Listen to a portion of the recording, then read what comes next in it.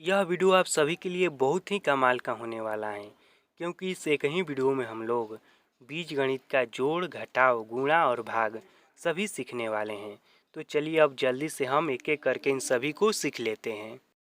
बीजगणित का जोड़ हो या फिर घटाव हो, इसमें एक बात हमेशा ध्यान रखना कि जब भी जोड़ का या घटाव का काम किया जाता है तो एक जाति वाले को एक साथ किया जाता है, यानी कि एक जाति वाला एक साथ जुड़ेगा और एक जाति वाला ही एक साथ घटेगा। तो यहाँ पर मुख्य रूप से हमें समझने वाली बात यह हो जाती है कि हम कैसे जानेंगे कि कौन एक जाति का है और कौन अलग जाति का है। तो देखिए, जिसके साथ मान लीजिए एक्स लगा हुआ है तो एक जाति का वही होगा जिसके साथ एक्स होगा।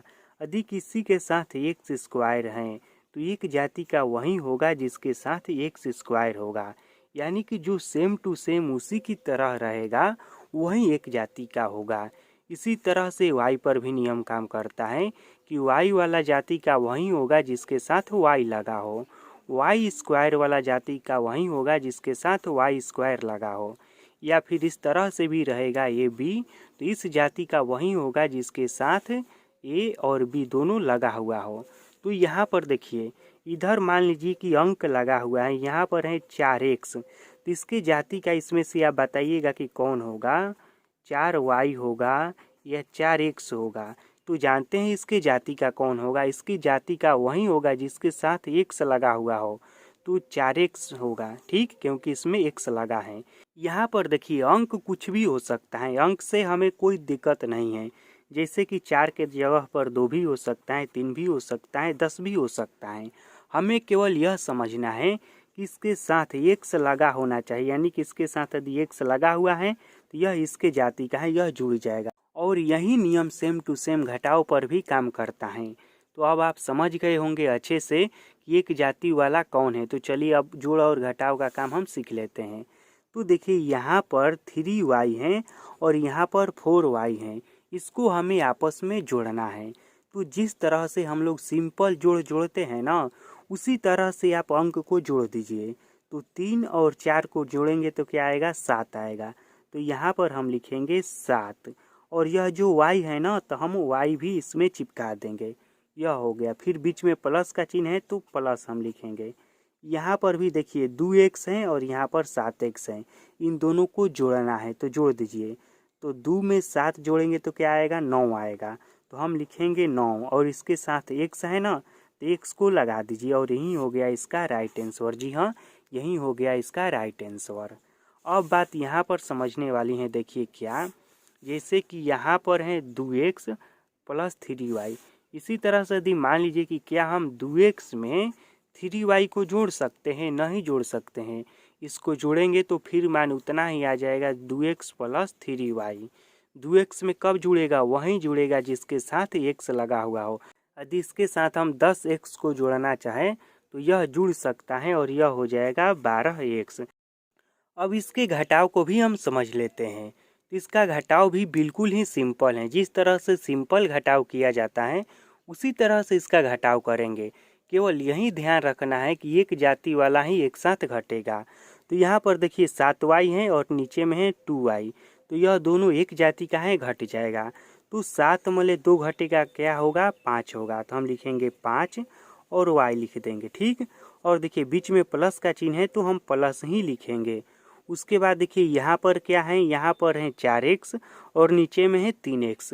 तो हम 4 में 3 को घटाएंगे, तो 4 में 3 को घटाएंगे तो क्या बचेगा, 1 बचेगा। और यहाँ पर x लिखना है, तो देखिए हम यहाँ पर एक x इस तरह से नहीं लिखेंगे, एक और x इस तरह से नहीं लिखेंगे, केवल हम लिखेंगे x, क्योंकि इसका और इसका दोनों का मान एक ही है। एक लिखे या ना लिखे बात बराबर ही है, तो इसलिए हम केवल यहाँ पर क्या लिखेंगे, तो यहाँ पर लिख देंगे x, और यही हो गया हमारा राइट आंसर।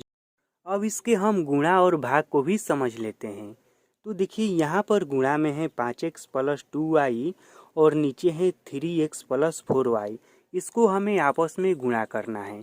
तो देखिए जो सबसे आसान तरीका है बीजगणित का गुणा करने का, वह यह है कि इसको पहले आप इस रूप में बदल दीजिए, इस रूप में छोड़िए, इसको पहले आप इस रूप में बदलिए। देखिए इसको इस तरह से हम बदल देंगे, 5x प्लस 2y, इसको कोष्ठ में रखिए और इसको भी कोष्ट में यहाँ पर लिख दीजिए। देखिए 3x प्लस 4y, इसको पहले हम इस तरह से लिख देंगे। अब जानते हैं क्या करना है। देखिए यहाँ पर 5x है ना, तो इसको पूरा इससे गुणा कराना है। फिर एक बार यहाँ पर 2y है ना, इसको पूरा इससे गुणा कराना है। तो यहाँ पर ध्यान दीजिएगा, हम लिखेंगे पहले 5x, उसके बाद यह वाला पूरा लिखेंगे 3x प्लस 4y। फिर यहाँ पर हम लिखेंगे 2y प्लस है ना, तो यहाँ पर लिखेंगे प्लस 2y। उसके बाद यहाँ पर हम लिखेंगे 3x प्लस 4y, इस तरह से लिखेंगे। समझ में आ रहा है ना। अब क्या करना है, यहाँ पर 5x है ना, इससे हमें इन दोनों में गुणा कराना है पारा पारी। तो हम पहले 5x में 3x से गुणा कराएंगे, तो यह हो जाएगा 5×3=15। तो यहाँ पर हम लिखेंगे 15x, और यहाँ पर देखिए एगो x है और यहाँ पर दूगो x है ना, तो इसका पावर 2 हो जाएगा। फिर प्लस है तो प्लस, फिर 5 में 4 से गुणा कराएंगे, तो यह हो जाएगा 5×4=20। तो यहाँ पर हम लिखेंगे 20। उसके बाद x और y दोनों एक साथ सट जाएगा आपस में। उसके बाद यहाँ पर प्लस है तो हम प्लस लिखेंगे। फिर यहाँ पर देखिए 3×2=6, तो यहाँ पर हम लिखेंगे 6, और x है और y है, तो यह हो जाएगा xy। फिर प्लस है तो प्लस, फिर देखिए 2 में 4 से गुणा कराना है, तो 2×4=8 होता है, और y में y से गुणा कराएंगे तो यह हो जाएगा y²। अब देखिए क्या करना है, जो जो एक जाति का है ना, उसको एक साथ कर दीजिए। तो देखिए एक जाति का केवल इसमें यही 2 हैं। देखिए इसमें भी xy है और इसमें भी xy है, इसका मतलब कि यही दोनों एक जाति का हैं। तो यहाँ पर हम पहले इसको लिख देते हैं 15x² प्लस, यह दोनों एक जाति का हैं और बीच में प्लस का चिन्ह है, तो यह दोनों आपस में जुड़ जाएगा।